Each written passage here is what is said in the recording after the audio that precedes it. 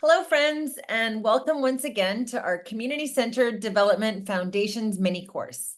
Today, we're going to be talking about the organic principle. So I'm going to read this one for you. Both the power and the blueprint for community growth lie within the community itself.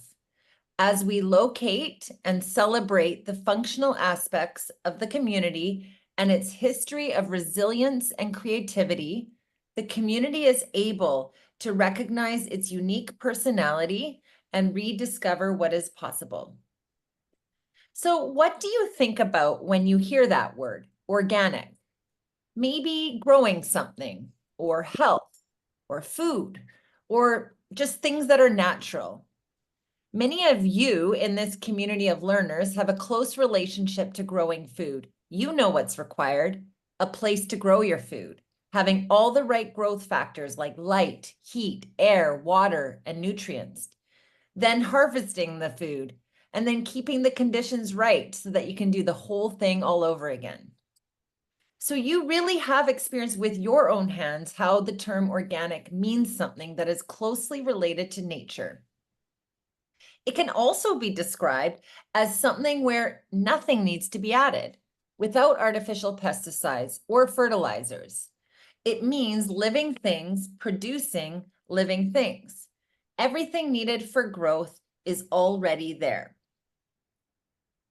Okay, so I'm going to show you something right here. Take a look at this seed. How is it that this seed is productive? How does a seed become a mighty mango tree or lush bamboo or form the beginnings of a rice paddy? The answer is inside the seed itself. Inside each seed, there is a story. In science, we call this story DNA, or molecules with information and instructions to determine what the seed will become. It's like blueprint designs used for building the building of a house, or coding in technology to develop a video game. I remember many, many years ago, I took an entire course about DNA, and it was called cell biology. And what stood out to me the most was how intricate and unique creation was because of DNA.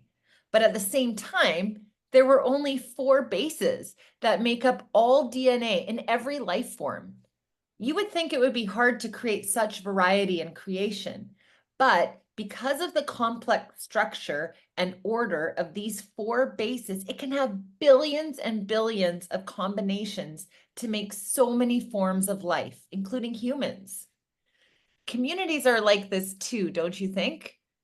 In the same way a seed has DNA, a community has its own unique DNA. This DNA is its collective story, which describes the way it has worked well together in the past, the way it moves together to its own unique beat. It has an indigenous design, like a blueprint, telling of its potential and what it could become.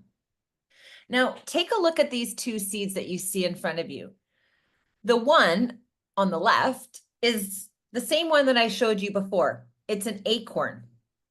And on the right is a crocus bulb.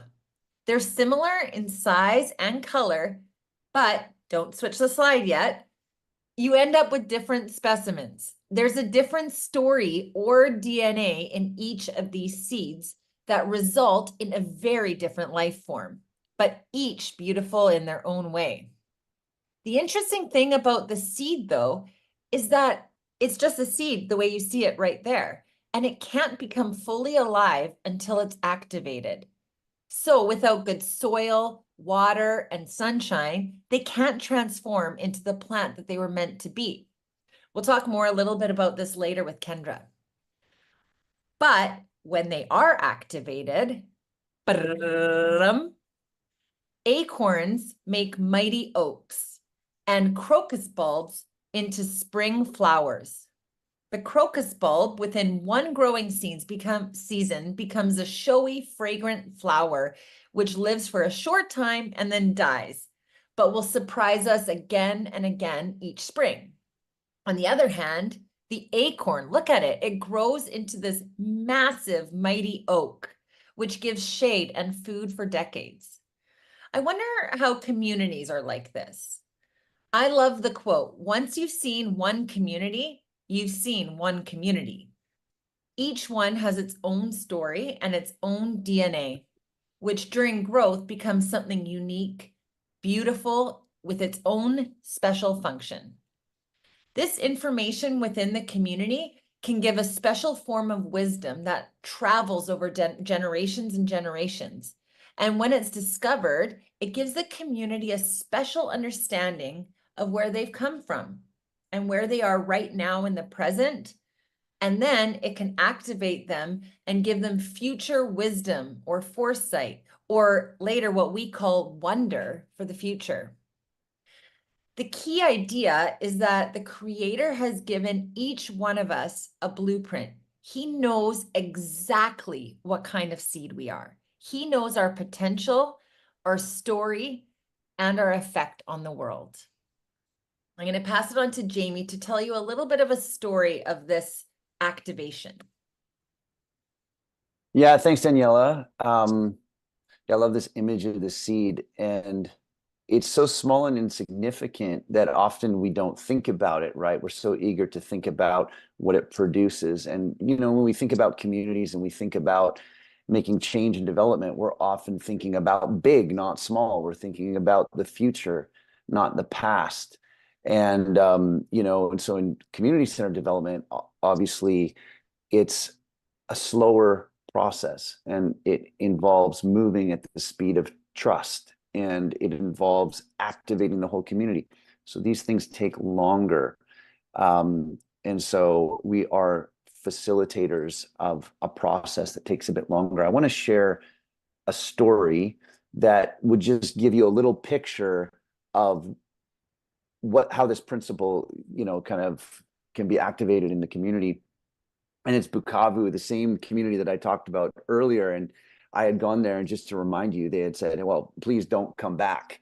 And that caused me to rethink about, how we were doing development. And because I had some good relationships there, after I learned a little bit about asset-based, community-driven development, I said, hey, what if I came back and we just did some discovery together in the community and started to identify different skills and talents and resources that were there, and they agreed to that. And I was really in an experimentation mode, trying to figure out what works and what doesn't work. And so it was really this idea of throwing up a mirror in front of the community and saying, what do you have? Coming back to that question, what do you have? What do you care about? What is actually going on here? And I remember one of the activities that we did at that time, here's the community that we were working with, some of them. One activity that we did at the time was this timeline. And some of you are familiar with the timeline, and it's incredible to go back and activate what is there in the past. And when we threw up this timeline, it was just basically a line on the wall. We had about 40 or 50 people in a building. And really, I asked them, along with the community leader who was really facilitating the process, we said, wait, what is the story of this church? Can you share with us some of the milestones, some of the challenges, some of the events that are markers in the past in the history of this church? And so a few people began to tell some stories. Oh, there was one time there was a change in leadership. There was one time when, there was a challenge with some conflict that came into the air. Different examples came up, and we began to write them up on the paper on the wall. And then near the end, one of the older men in the church stood up and says, hey, would anyone like to hear about how this church started? And of course we said, yeah, absolutely. We want to hear that story. And he told an amazing story about a time when their denomination, which was Mennonite, there was no Mennonite churches in the east of Congo, but there was 3 Mennonite denominations on the other side of the country in the west of Congo. And because violence had moved into eastern Congo, the Mennonites, who traditionally are a peace church, they understand conflict resolution, and they take it on as their identity. They said, hey, we need to have a church in this area. And so each of those church denomination sent one family to go and really to make an impact there and to start a church in that area. Well, that church, those three families had grown into 7 separate churches around that region. And so it really had a ripple effect. Interesting thing about this timeline event that we'd done, when he shared the story, I asked everyone, who's heard that story? And only a few people in that community had heard the story. So imagine that, this powerful identifier of who you are as a community was really unknown. And from doing that, it was really the beginning of something special that began to happen. And people began to recognize that they were not just a church in survival mode, trying to survive violence, trying to survive poverty, but there was actually some positive things, some steps for them to move forward with. They understood that they were actually there with some knowledge and some leadership around peace building and what it was, around conflict resolution. They recognized that they were hardworking and resilient people. And this history of bonding together, uniting together in the face of many challenges was something that they could rally around. So that they began through this process to really recognize these assets that were very strong. And maybe even as you're hearing this story, you can identify some of these things in your own community. They could be to do with resilience around conflict, knowledge around peace building, or something totally different. But I guarantee you there is something. And it's very likely that it's unknown, or at least it's buried somewhere in the past. And that's why this organic principle is so key, to recognize where is that seed, and then to unearth it and discover what is the DNA, what is the character that makes it up, what are the assets, how can we sort of discern, will it become a crocus, will it become an oak tree, what is it about our unique character in this community that can kind of push us and drive us towards the future and give us hope for what might lie ahead. And so I could tell you stories about where we went with this community, because particular activities and endeavors came out of this through the community, where they began to say, hey, well, we can take on certain projects and programs. So it wasn't just about, oh, I feel good about ourselves as a community because this is our character, this is our identity. But then the next step was, how do we engage the community now with our strengths so that we can make an impact? So I want to go to the next slide here. And admittedly, it's a little bit complicated to look at first. But I just want you to look at it as 2 halves. On the left is looking into the past. And on the right side of this image is looking into the future. And, before we can really talk about the future as a community, we really need to understand our past. And so, the seed, as we've discussed, has the DNA. It has not only the plan, right, but the power, right? Within that DNA is that biological power to grow, provided that you give it sunshine and the nutrition and the water that it needs. So later we're going to come to the wonder principle. And the wonder principle is about, really the right side of this image. It's igniting hope and purpose for the future. But the power and the clarity and direction comes from understanding the past. Who are we? And, where did we come from? And so when we look at this slide, we're really talking about 1, 2, and 3, getting ready and discovering assets, discovering skills, connecting as a community. Number 2, exploring and learning together, and understanding where we are at now.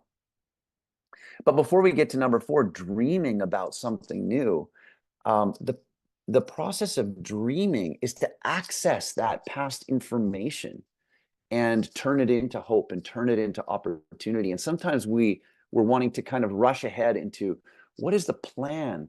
What's the strategy? What is the hope for us? What is the opportunity for us?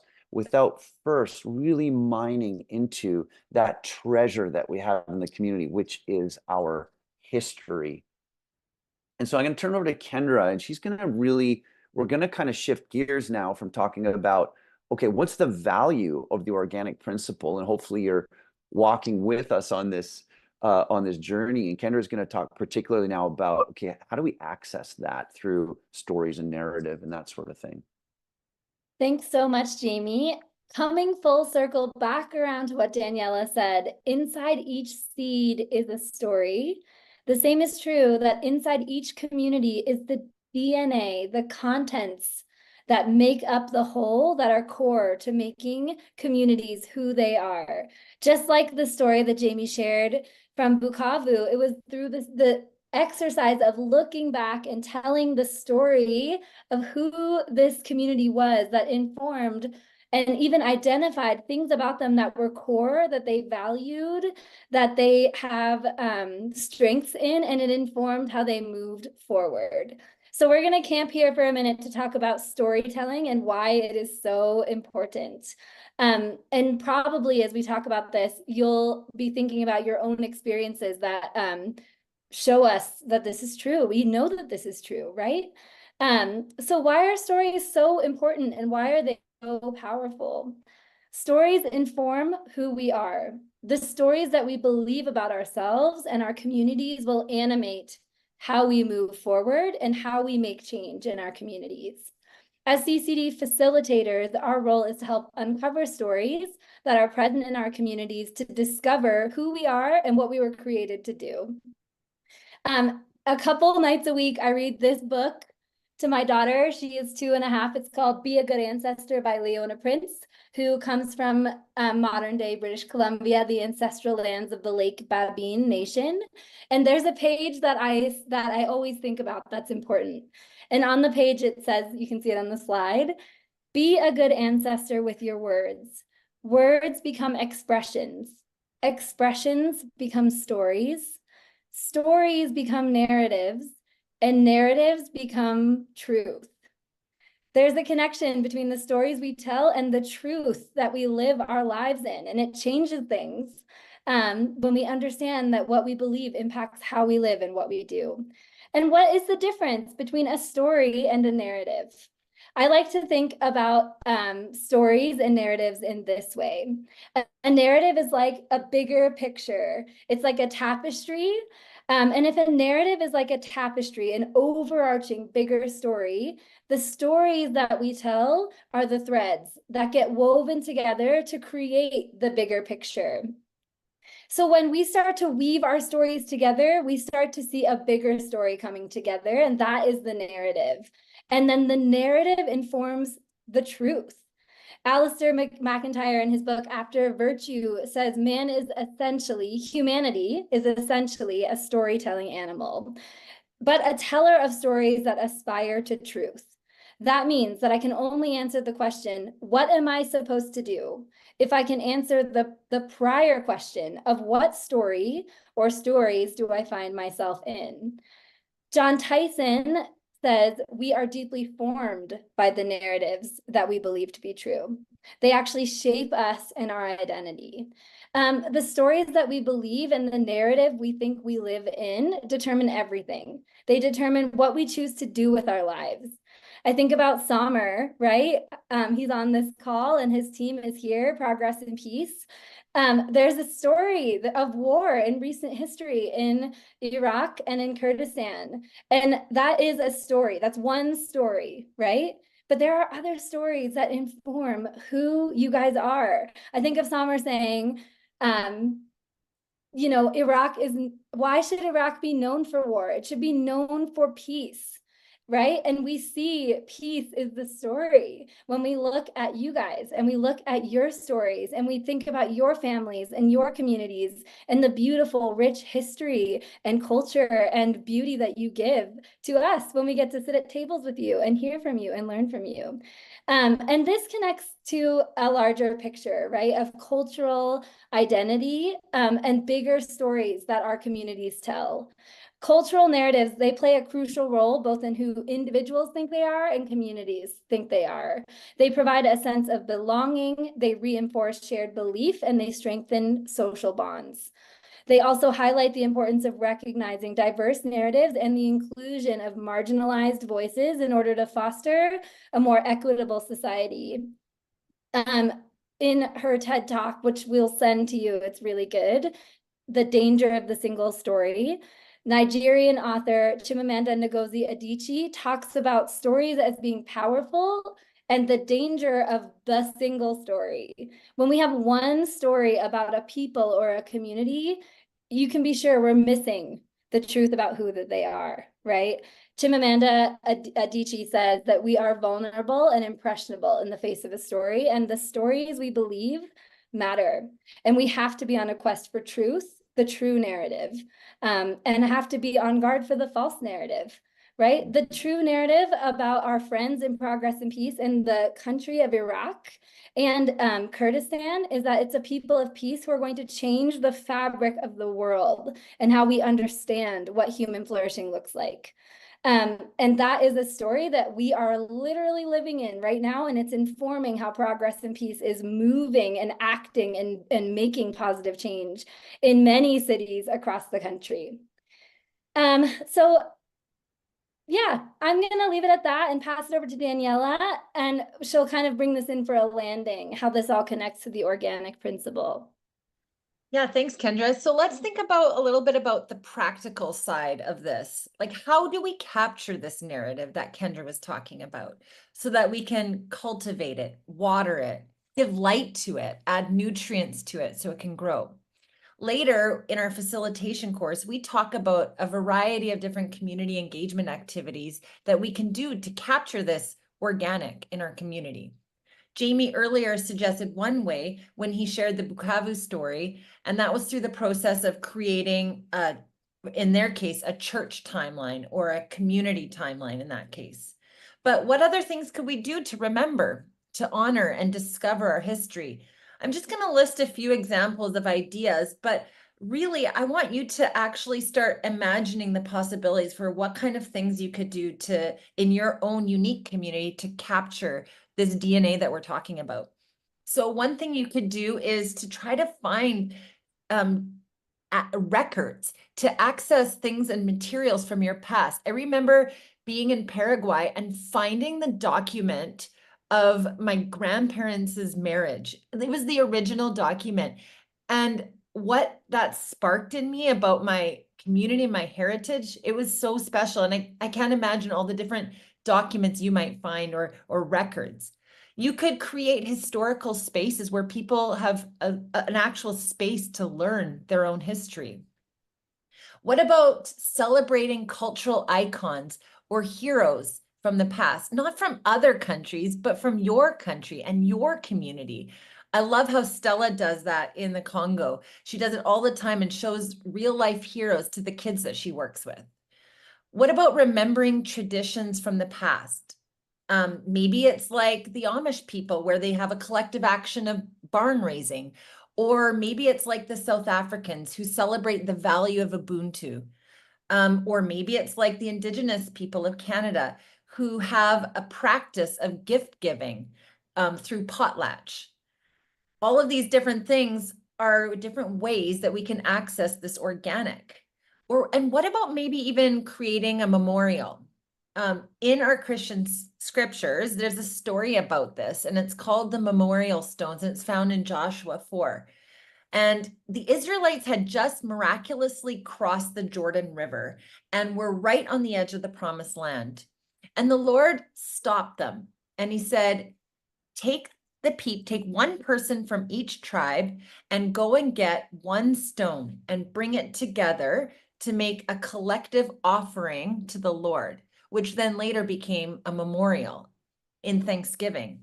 And the Lord said to do this so that when their children or their children's children ask, what do these stones mean? They could share the story of how the Lord had rescued them and brought them into the promised land, how he was there for them and would continue to be there for them. And it would be like a memorial so that this story might be told and retold again and again and inform who they were as a people. Why does this command an act of remembering or memorializing or unearthing the organic principle happen so much in our scriptures? I think it's because it allows us to behold our community, to see its richness, the full and true narrative of our community, This is the beauty of our community connection. So what does this look like in your community? What does it mean to create a storytelling culture in wholeness with all members of the community? And more importantly, how do we integrate these stories together to locate our larger community narrative? What could this look like to unearth your history? And I'm really, really looking forward to our next discussion time where we hear some of your ideas and your curiosities and stories of the organic in your community when we meet. So take care for now, and we'll see you next time. Bye-bye.